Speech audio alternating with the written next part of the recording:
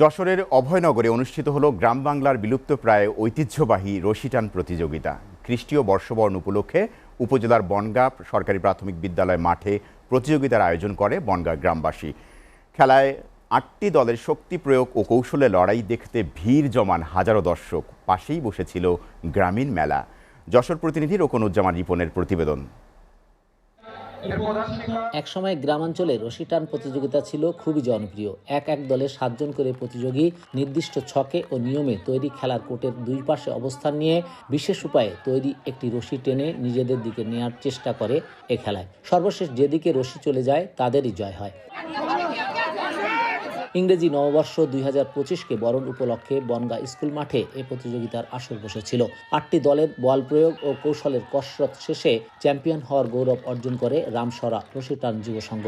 Runner up হয় প্রেমবাগ যুব সংঘ। আর বিলুপ্তপ্রায় বিনোদনপূর্ণ এই প্রতিযোগিতা দেখতে ভিড় জমান কমপক্ষে ৫,০০০ নারী পুরুষ সহ বিভিন্ন বয়সের মানুষ। বহুদিন পর এমন প্রতিযোগিতা ভরপুর এমন খেলা উপভোগ করতে পেরে সন্তোষ প্রকাশ করেন তারা।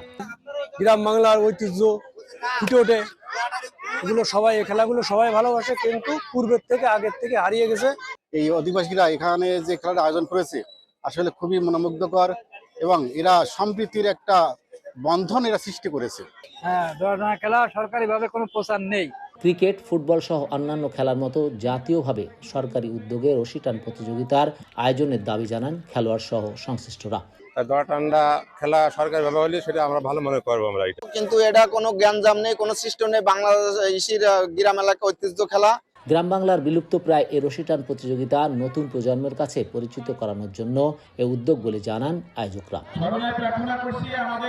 প্রতিযোগিতা শেষে বিজয়ী দলের মধ্যে পুরস্কার হিসেবে নগদ অর্থ প্রদান করা হয়। প্রতিযোগিতা উপলক্ষে গ্রাম্য মেলা বসে বনগাঁ প্রাথমিক বিদ্যালয় মাঠে। Rokonuzzaman Ripon, SA TV, Jessore.